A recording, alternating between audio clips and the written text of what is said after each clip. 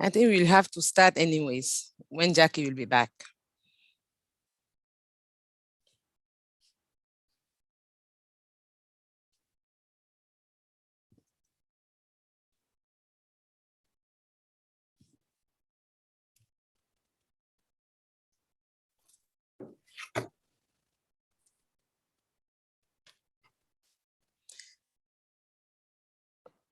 Welcome, Jenna. Thanks, Agar. Nice to see you. See you too. It seems Wynn's like here. Yes, she's here. Hi, Wynn. Hi, how's it going? It's good to see everyone. Thank Nice you. to see you, Wynn. That's great. I think we have to start because we don't have a lot of guests today, but Win is here. And I will give the floor to Jackie to start the meeting. Well, I'm glad that we don't have any guests, because why am I starting the meeting, Agar? Just to say welcome to people. Welcome, people. I'm so glad to see you. I will use this opportunity to do a general announcement. Despite Brazali's best efforts, our lunch hasn't arrived yet. So, but Buca de Beppo's on the way, and maybe we can in stages go, so we don't disrupt the conversation too much. And Simone, sorry you have to leave at 1, but glad you're taking care of your health, and welcome Angie. And now back to Agar, our moderator, facilitator, organizer extraordinaire. Thank you so much, Jackie. Welcome everybody. Today is our November Birkenbeck session. And we usually do this as a monthly conversation that we hold between community members, providers, and partners. We do it every third or last Wednesday of the month. So this is an opportunity for us to just explore all the issues that we can have to access food security. And we just try to find possible solutions together and how to implement them. At our last session, it was on September, we were talking about how to create a welcoming space. We brought up many concepts like humanity, diversity, inclusion, respect, dignity. We also mentioned trust relationships versus transactional relationship. We talk about being patient and putting smile on our faces all the time. Today, we will be exploring how to build our community across language barriers. So we will be sharing our new and good. Magnisha will do that. After that, we will take a time to see the progress that we are having on the commitment that we took the last time. And then we will take time to look at a short video, to watch a short video. And then we will go to breakout session to just see what are some methods that we can use in diverse community to build connections and trust. And then we will report out and make our commitment and end the meeting. So yes, with this, I will just give the floor to Magnisha for our community sharing. Hi guys, I'm Magnisha. I just wanted to start off with a question as a little icebreaker, and since Thanksgiving is tomorrow, so if everybody could just speak and share any good news they have or something that they are grateful for, so we could just break the ice a little bit, that'd be perfect. I can start. I am grateful for the Jackie. This turkey is so huge. I'm so excited. It's so thick. I was just telling Cynthia this morning, Thanksgiving is my favorite holiday, past Christmas, all that. Like, I love food. I'm a foodie, so I'm here for it. But yeah, that's what I'm grateful for, the turkey that I received today. Thank you. Anybody else?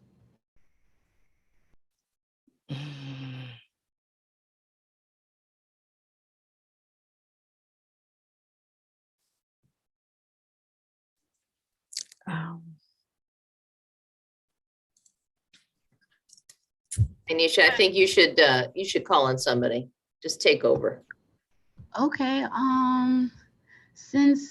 okay, Simone, you can go. I know that you're not going to be with us for long. I am thankful for family, food, community, health, and God being a part of my life.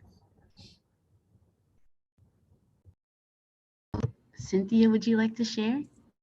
Sure. Oh darn, I had one. Now it's slipped my mind. I was thinking too much.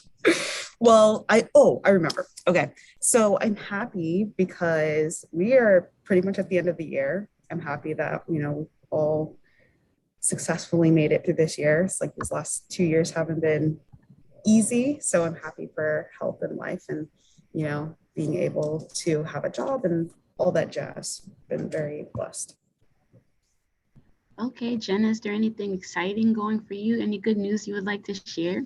Why is it that mine has to be exciting, Magnesia? Everyone Oh, else I just don't got know. to say It anything they doesn't were have to be thankful something for. that you're grateful for. It's something exciting, anything. Yeah, I'm grateful for family and friends. Health for sure. Got to keep that in front of mind these days. I also what? Did you read the chat? Look at it. Oh yes, and of course I'm very grateful for Art, the newest member of my family. Thank you, Priya. Okay, Angela, would you like to go? Sure. I'm grateful that this year I get to spend Thanksgiving with my mother. I wasn't able to do that last year. So this is good news for me. Okay, Wynn, would you like to go? And then Priya. Hi, everyone.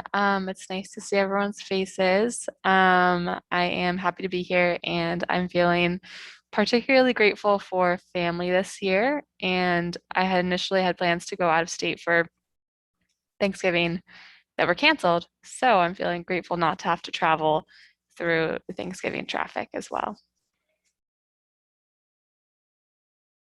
I'm also grateful for family and excited to see two of my young little cousins today and this weekend. So one of them's a 2-year-old, which is adorable. So yeah, I'm grateful for family. Okay, I can't forget about Agar and Jackie. You guys can share as well if you like. Oh, thank you, Magnesia. I'm so grateful for my family too.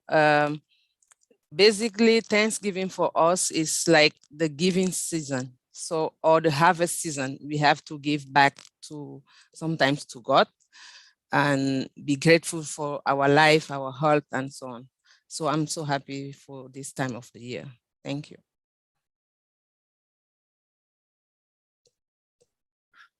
I'll be very much in the moment.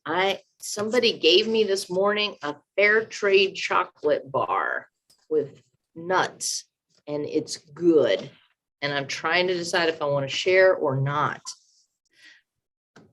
So hopefully I'll open my heart a little bit more and share, but man, it is good. It's one you want to covet. And I'm thrilled to see Wynn. And can I use this space, since I was already called on for other facilitation kind of stuff? Since so many of us have to leave early, maybe we should just aim to keep our comments till 1. Does that sound good? Okay. Mm-hmm. Jackie, could you at least tell us what it is so that we can get our own? Yes.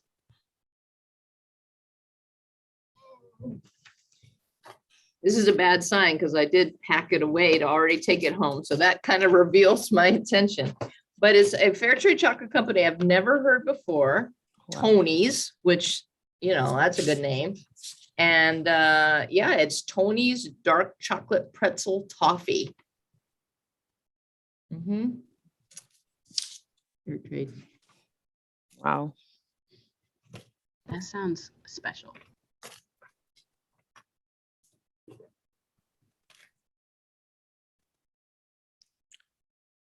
Okay, it's time for us now to watch a short video about language barriers. Thank you for Manisha, and thank you to all of us who share our grateful for this moment. So let me share my screen and we watch the video.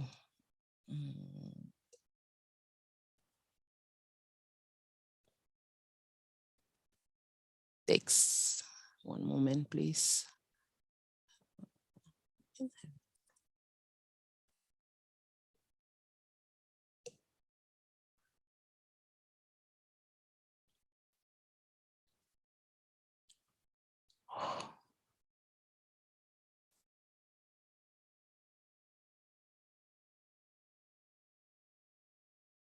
Give me one moment, please.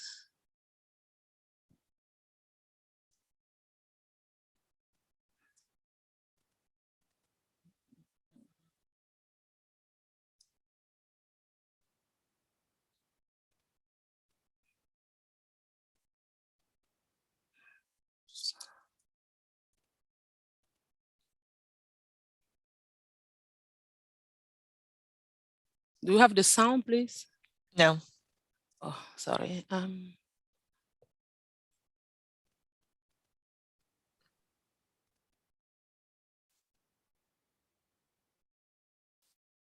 accent。大家好， Is it okay now? 我嘅名係梁家偉，我今日想同你講關於語言歧視。I'm just kidding. I heard some sighs of relief. Were you expecting me to continue in Cantonese? Now that I've switched to English, were you expecting an accent? If you did, you are not the only one. I'm not sure if you've thought about this before, but this kind of stereotyping is a form of discrimination.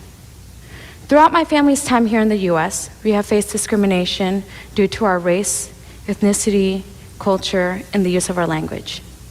To give you a bit more background on my family, I would like to introduce you to the two most intelligent people I know. The two people beside me in this photo are my parents. They're geniuses. They're ridiculously smart. They taught themselves how to read and write traditional Chinese, how to speak Mandarin, how to play multiple instruments, and have thrived since coming to the US. The only questionable thing I like to joke about them doing is that they named my siblings and I Carmen, Karen, and Ricky. That's not even the worst part. The R sound that exists in English does not exist in Cantonese. So instead, they have to accommodate for it with a W sound, which makes us Kaman, K1, and Wiki. My poor brother. Now, my parents, they know English, they're just not fluent. And they can speak English, just not the way a native English speaker would, like I am right now. Let me give you an example. Say I have a guest over at my house for dinner. Out of courtesy, it's obvious I would ask something like, "Are you full?" or "Have you had enough to eat?" My parents in this situation would ask, "You eat full yet?" Which may not follow conventional English grammatical structure, but it is still understandable. This sentence shows incredible linguistic abilities. In the sentence, my parents are using English vocabulary words paired with Cantonese sentence structure. "You eat full yet" is directly translated from the Cantonese equivalent of "Have you had enough to eat?" which is "你食飽未?" This proves to us that my parents are very knowledgeable in both Cantonese and English. Yet, they're still seen as unintelligent.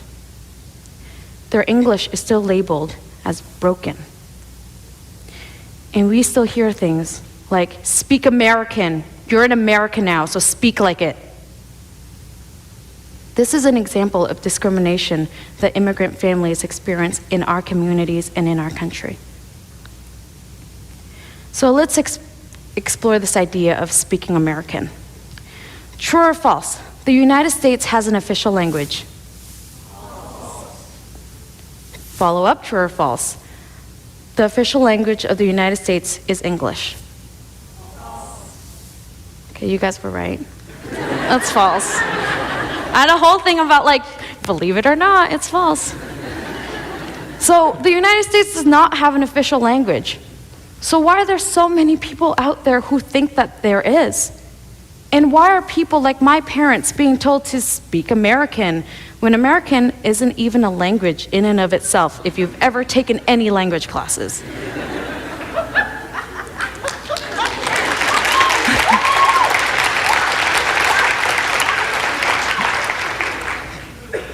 And I have another question for you guys. Give me a show of hands. How many of you have taken a foreign language in school before?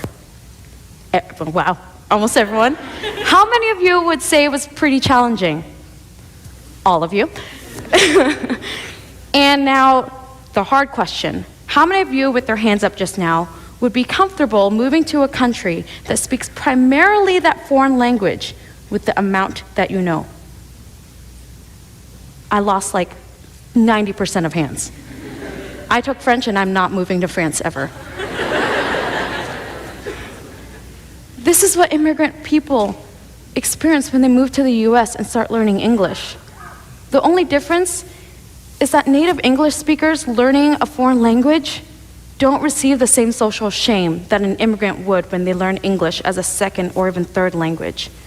Instead, a native English speaker learning any foreign language receives praise.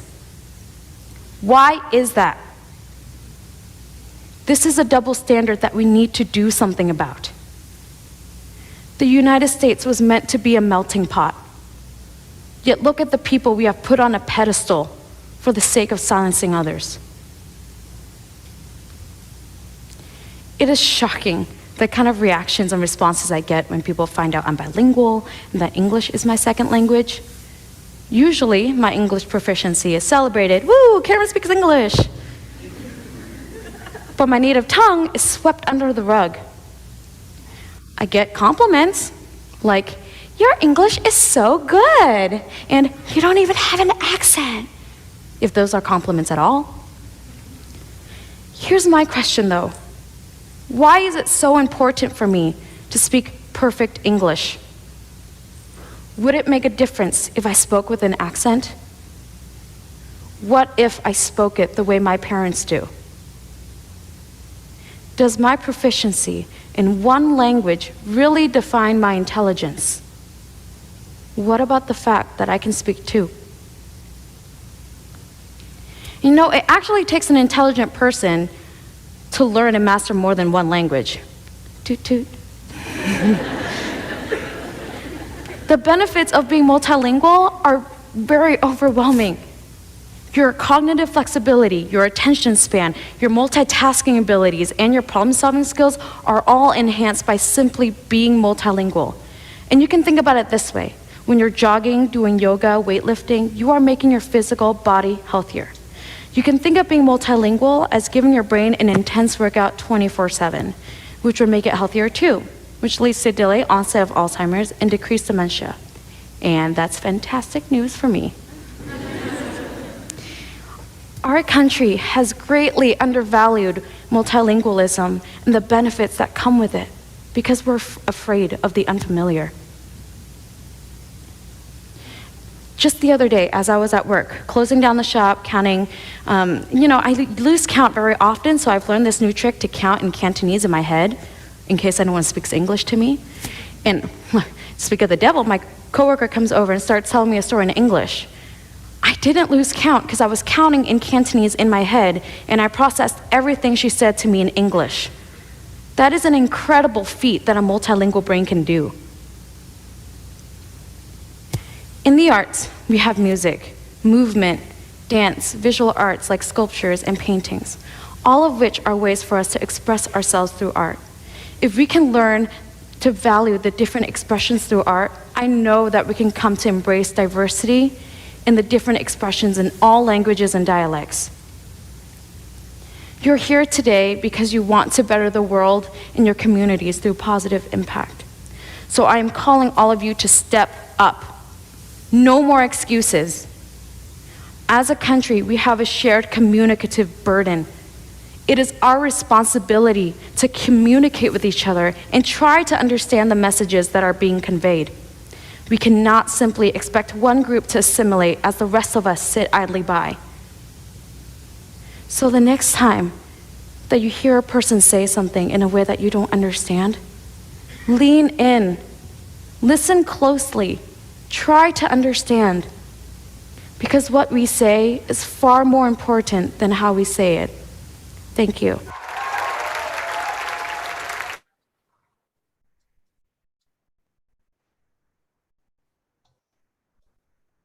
Thank you. Thank you for watching. Magnesia, you have the floor. I'm on mute, sorry. I just wanted to ask you guys what you thought of the video. Any comments, anything that you learned new? Like, for example, I didn't know that being bilingual would lessen the chances of Alzheimer's and dementia. I think that's really cool, and I didn't know that prior. So just want to open that up for conversation. I came on late, but I didn't realize that as well. So I see that, unfortunately, I'm not bilingual, so I missed an opportunity.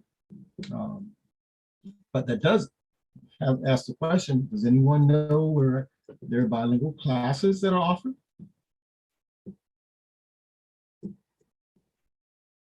No, I don't know of any. Does anybody else?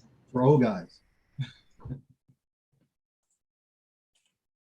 Well, partially in answer to Herman's question and Magnesia's, the video reminded me of a feeling that I had a few days ago on my drive to where I am now.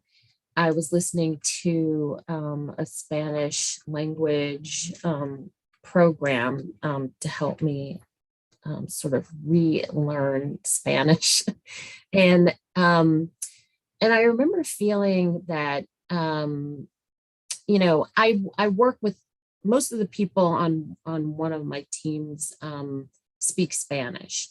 And I was thinking, well, I could say, you know, some basic greetings and things like that, which I don't. And I realize it's because I am afraid of being embarrassed, because what if I don't say it exactly correctly?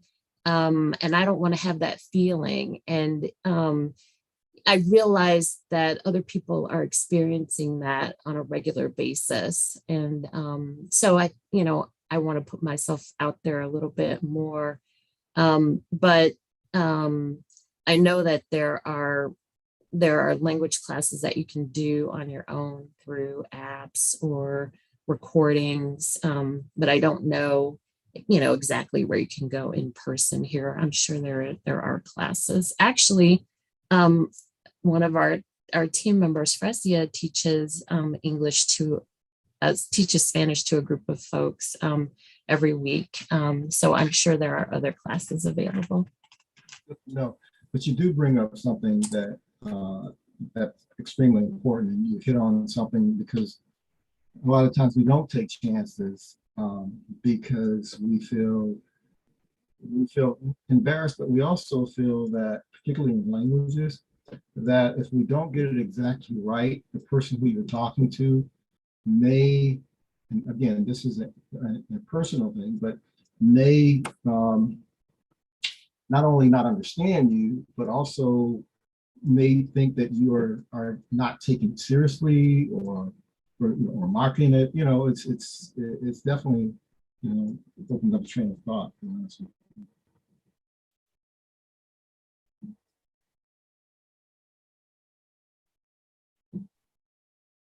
I appreciated the sort of reminder about the amount of hard work and intellect it takes to be able to speak in multiple languages. I mean, I know this. I certainly would have been in the audience putting my hand up when she asked if learning a language in school felt hard, and I would have put my hand down in terms of comfort moving to a country that only speaks Italian or French or Spanish or any of the number of languages I've tried to learn in high school and college. But I think I know I still have a bias that it's there when I initially encounter someone who doesn't have, who speaks English as a second or third or fourth language. There's still some initial reaction that I have that is not, oh, wow, that's amazing that you speak all these languages. Or in this, like the second thing that she said that I really appreciated was this concept of we all have this shared burden of communication, and in those interactions where someone is speaking a language I don't understand, what's my responsibility in that interaction to try to make myself understood and or try to understand. So I liked that it sort of put the onus on both of us in that interaction. Like we both have a responsibility to do our best to try and make the idea come across in whatever way that can work, pantomime or what have you. Also, the food just arrived, if anyone needs to know that. Eat some for me. I'm hungry. I'll be right over. I am not showing my picture because I am not camera ready right now. I enjoy the opportunity to interact with somebody who speaks another language. And I do as Jenna does, hand motions, whatever it takes. With Spanish, English, I try to speak Spanish and let them speak English, and so that we can struggle through it together. However, it's a lot of work to learn a language. I agree. And so although I'd really like to know Spanish very well, I do not take the time that it would take to really learn the language. So I'm lazy that way. And I have great respect for people who go through the project, especially, the older they get, when they decide that they are going to take the time and the energy that's required to learn a language so they can be more connected with their community, or just because they want to, stave off Alzheimer's or just be able to communicate better.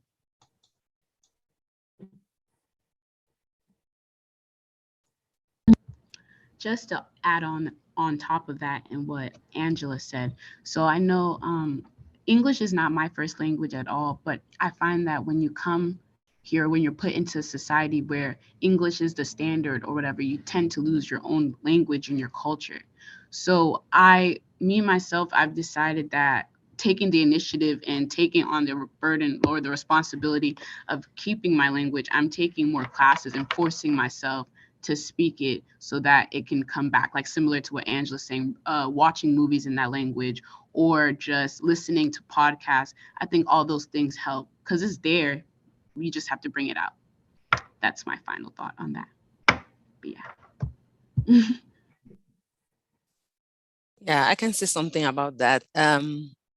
One thing that speaks to me is she said at the end of the video that when someone is speaking English, lean into it. So you have to show to the person that you are understanding, or ask questions to have a better understanding of what the person is saying. So I think being that kind of person who is speaking English as my second language, I'm always happy when I'm talking to my teammate and they take time to hear what I'm trying to say. Because sometimes you have the whole idea, you know exactly what you would like to say, but you don't have the word to explain what you would like to explain to people. So it's good to be patient. It's good to lean into what the person is saying, to understand what is the idea behind, and make sure that you have the good understanding of the idea that the person is trying to bring up. And working with a lot of people in the community who are not speaking English as their first language is a big challenge, because sometimes we ask questions to people who are not speaking English as their first language, and we have to take time to be tolerant, to take time to hear, to let them talk about what they want to say, to take time to listen to what they are saying.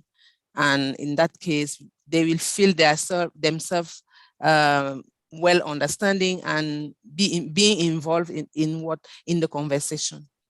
Yeah, that is my point.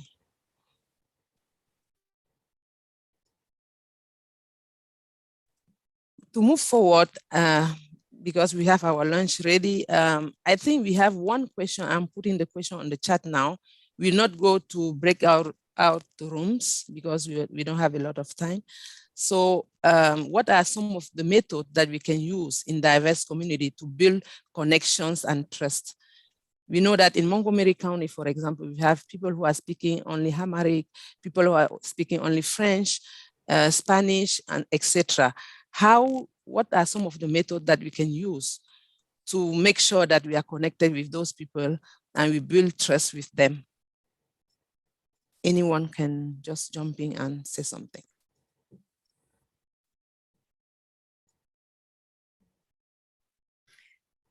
I had an experience recently that it touches on my idea, which was I went to do the health outreach fair that Vietnamese American Services put on, which, as some of you know, is one of our partners and a new partner in the pandemic.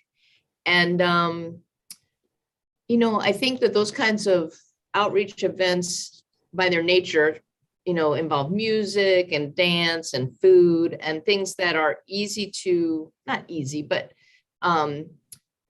you can get yourself involved even if you don't speak the language there. So most of the people around me were speaking Vietnamese. And that, I didn't even know a greeting. I didn't even know how to say hello in Vietnamese. I realized that. But I could go to the kids area where they had little toys that they were playing and just kind of ooh and ah over the kids. Or I could try some of the food that was being sampled. So I think showing up, it's kind of like a version of the leaning in, is letting people know that you're interested in their culture or their language by extension. Jackie, I'm glad you said that. I was going to say the exact same thing. I think a method is just effort, just showing that you're trying to be there. I think I've seen lately, especially at the last event I was at, where was I? Kingdom Fellowship for the turkey drive. Cool. So I noticed that there was a big diversity melting pot. And I noticed that people would notice, like, French speaking and Spanish, and they would just not interact with each other. They realize that there's such a big language differences. So they're just like, let me just try to go to somewhere else that somebody understands me, or stick with my group in my niche. And I feel like I understand why that goes on, because like I said, language barrier can be really difficult, but I felt like if there was more of an effort to even, like you said, trying new foods, trying their culture, even a wave, or even complimenting children, that can bring them together. Like that can just break the ice a little bit. But I know that it's more so out of fear than like not wanting to speak with them, if that makes sense. Like, how am I going to even carry on a simple likes and dislike conversation if we're from two different parts of the world? We're from, like, I understand why it goes on, but it's just something that I noticed. And I felt like if there was just a little bit more, let me just try, then I feel like it could make a huge difference in the way that this community interacts with each other, because it is a huge melting pot in that I've noticed. Yeah. A lot of different cultures, religions, everything. I think, Jackie, one of the things that you said before when you talked about food, it's the same thing with sports. Because I know that there are a number of different groups, people just play soccer, and soccer is one of those universal sports. And you may have people from different backgrounds, different ethnicity, different languages, speaking their language. One of the things that's common on the field is what's on the field. So making yourself available, I mean, if you're into sports and you do those are the things that I think that can expand, the horizon of people, cultural blending more. So, and those things I have personally, I've participated in, but going back to what we talked about before, hadn't been so much involved in trying to learn the language any more than what was going on at that time. So taking that effort, making that effort, you know, definitely will enhance everything.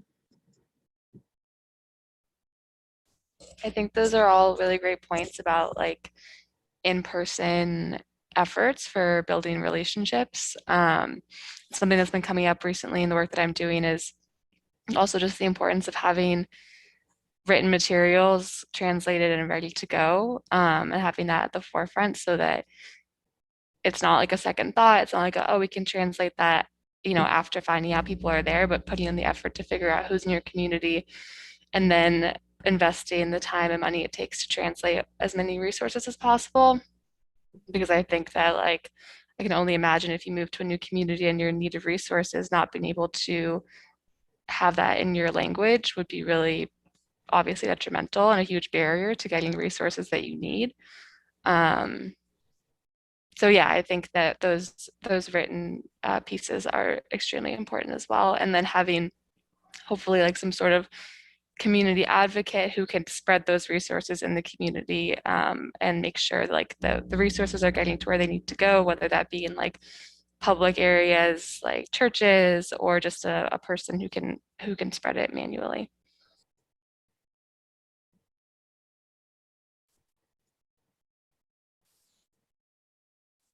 Anyone else? I will just want to add to what Wen just said about translating materials, that we are already doing it here at MANA, and we also have what we call multi-language community liaisons. So we have partners who are speaking specific languages, who are in touch with community members in their language to just share what we have here at, as resources. So the other thing that I would like to mention here is that we know that we have a lot of people who are speaking Spanish here, and most of our material are only in English and Spanish. Sometimes we forget that we have other communities who can be also happy to receive the material in their languages. So I think it will be good in the future to think about those languages that we have in the community and to bring the material and translate the material in their languages, so that, because when you receive something in the language that you are speaking, you are happy because you feel that you are involved. They are thinking about you. You are not, you are part of the community. So I think we need to think about those kind of things. And I also know that we have many people here in the team who are speaking Spanish. And I'm here when we have people who are speaking French. I'm always happy to talk to them. Yeah, so maybe we should think about having more languages represented in the community. I just wanted to read the chat because Simone said something, but I didn't just see it. So she says, hosting international events with food, dress, and using language are always enjoyable and an exceptional learning experience, which I agree. And then to your comment, Agar, I believe she said, schools and nonprofits have hosted such events. They have even shared their country flag and various traditions, which is true. I remember doing stuff like this when I was a kid in school, but I wish they had more things like this for adults, people who are coming into the country. Like, I think they do a good job with that with children, but you know, what if you're an adult? Then what? What can you do? Yeah. The other thing that I would like to point out here is that language is connected to culture. So the effort that we are doing here is also to provide people with their culturally appropriate food. So we try to do that because we know if people are behind and they feel involved if they know that you think about them. And MANA is doing a good effort on that because we have a voucher program where people can get their food, their cultural food. And this kind of thing can also help us to build that kind of good connection and trust with our community members.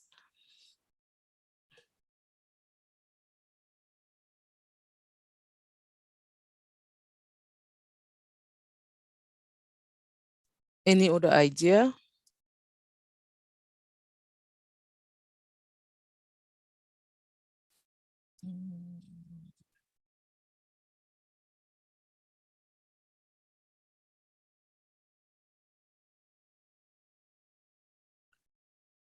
So if we don't have anything to add, because we don't have to waste time here, we are hungry, we just have to maybe make our commitment about what we just learned, what is the action that we are going to take in the future to just help people being well connected in the community. I think oh, sorry, go ahead.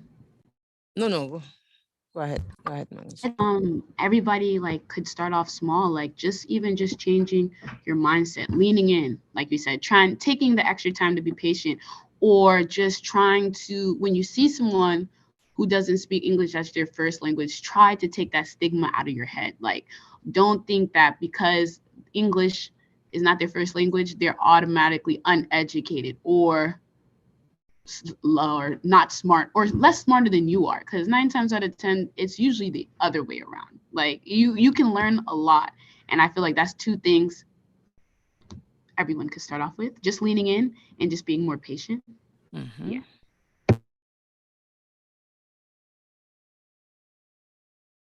What action can we take to connect people with us, to build trust across language barriers?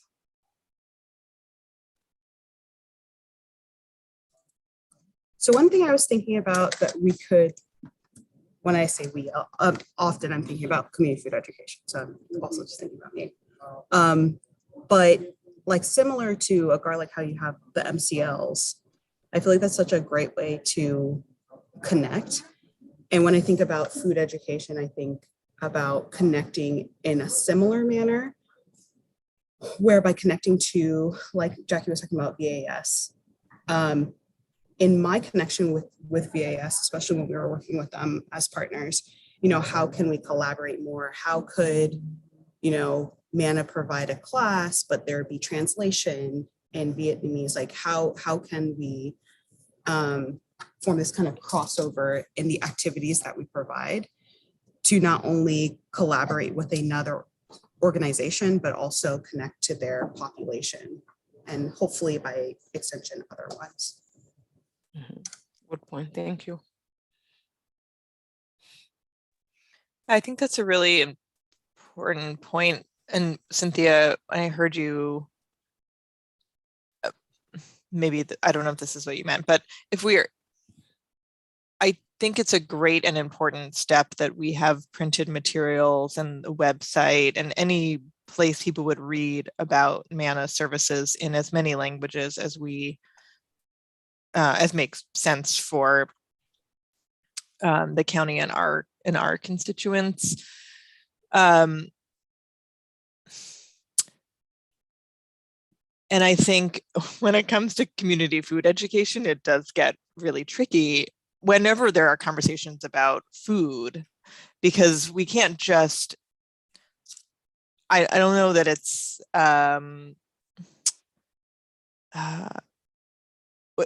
we have to find a way to not just translate the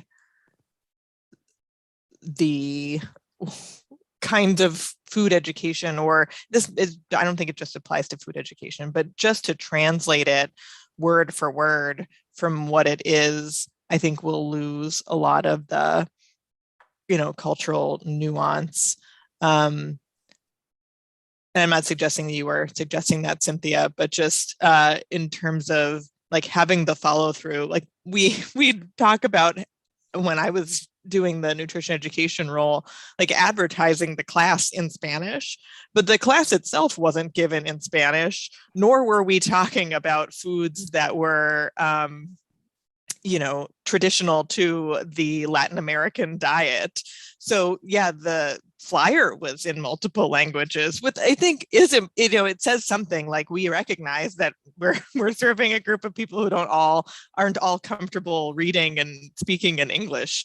But then it needs to go a little bit deeper than that eventually, right? So having the partner actually be involved in the curriculum development and what actually makes sense, because the language of food is also something that we're only fluent in our own personal food experience, and it takes a certain amount of humility to say, I don't actually know anything about the Vietnamese food language, or the language of food in Vietnam. So teach me about that, and then let's figure out how we can kind of merge our two languages together. And it's challenging, but I feel like it's worth doing.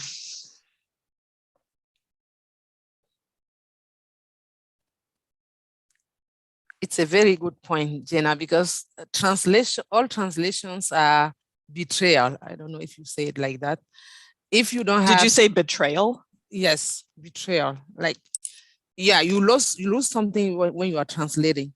And if you don't have people of those languages who are involved, you will lose maybe the main idea of the information that you want to bring up. So you have to involve people from the community or people who are working with you, so that they are able to say, okay, here, let us use this word because this word speaks most to those who are speaking this kind of language.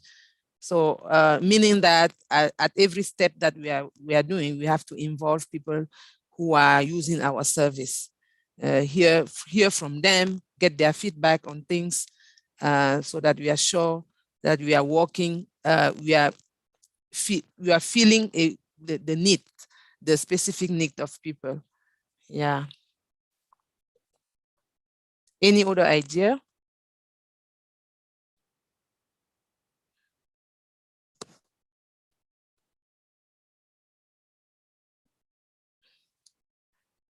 Yeah, we are very silent, very quiet today. I have a question. Sorry, I'm eating, so I'm off camera, but I was looking at Simone's message in the chat, and I was wondering if, Simone, you could talk a little bit more about kind of that first half, about how when participants call into the call center, how they teach you a little bit about language and their comfort or discomfort living in the US. Without any personal information, of course, but if you feel comfortable expanding on that. Absolutely, absolutely. Good afternoon again. So sometimes when we have participants call into the call center,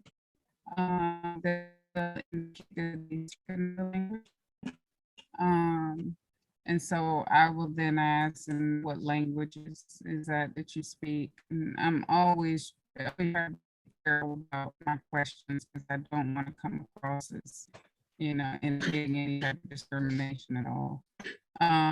But I ask what the language is, and they'll tell me, and then of course ask what country that might be from, and whether or not they'll tell me a little bit about their experience and relocating to this area and what it's been like for them, what they've experienced and speaking their language with no places and that type of thing. Rare that they say anything in reference to any experiences, in particular the agency or the food center is concerned. They seem to be pretty free about sharing experience and being here in the United States and what some things they encountered. They share about their language, and sometimes I'll ask them if they'll spell their language. And I'll even, wonder, offer up in some way.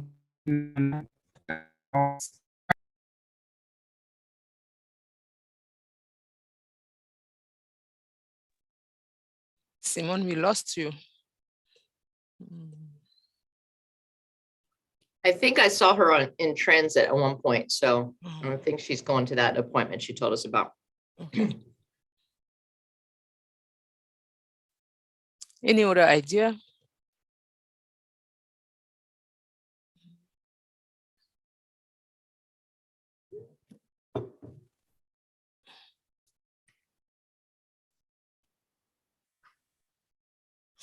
Yeah, that being said, we are planning to not having a breaking break in December because at this time many people are on vacation.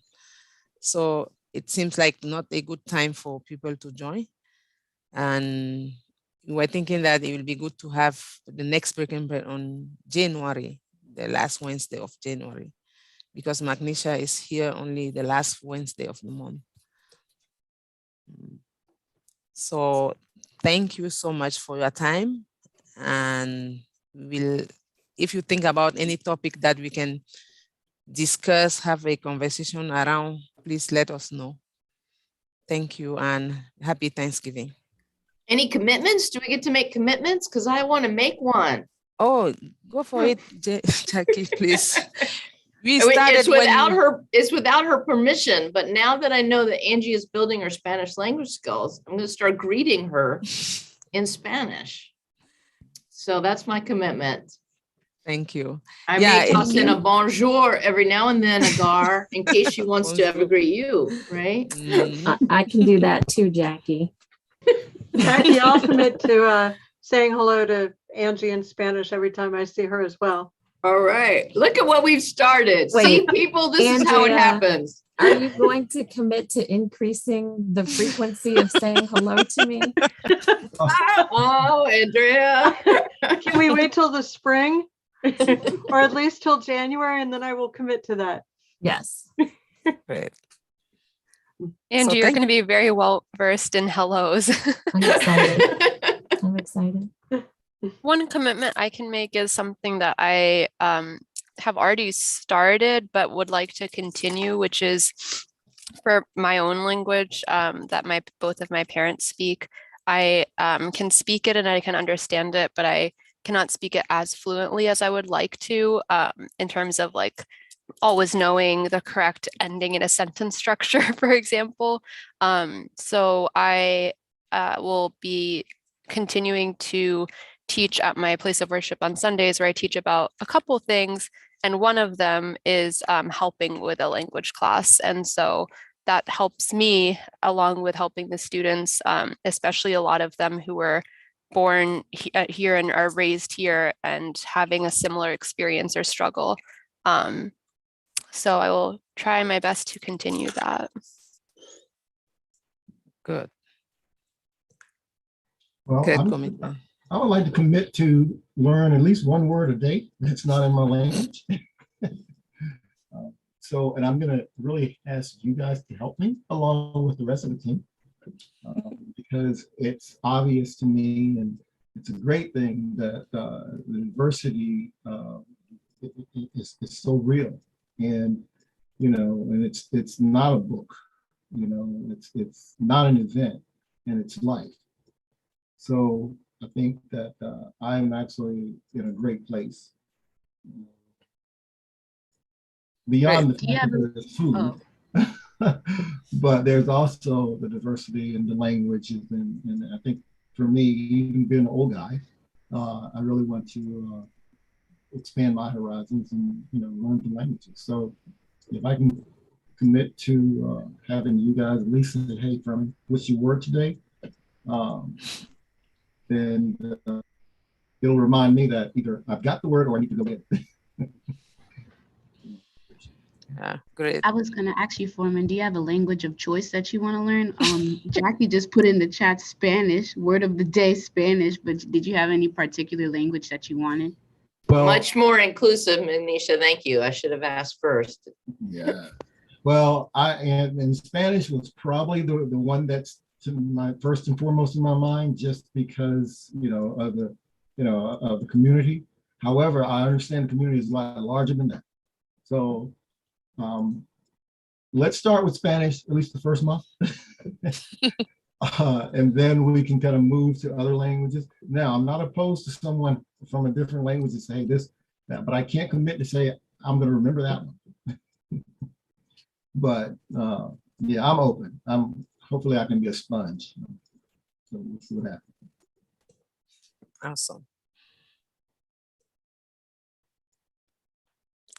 Any last thought or last commitment? My last thought was I really like this topic. Maybe I'm biased because I helped pick it, but I think this is really important, like especially in the community in Montgomery County because of so many of the people that live here. Like I said, a big melting pot. So I think this topic was actually very important. Yeah, I agree. Okay, with that, I will just say happy Thanksgiving to all of you and thank you for coming. Bye-bye. Thanks, Sagar and everyone. Magnesia. Bye. And then Happy Thanks. Thanksgiving. Thanks. Bye.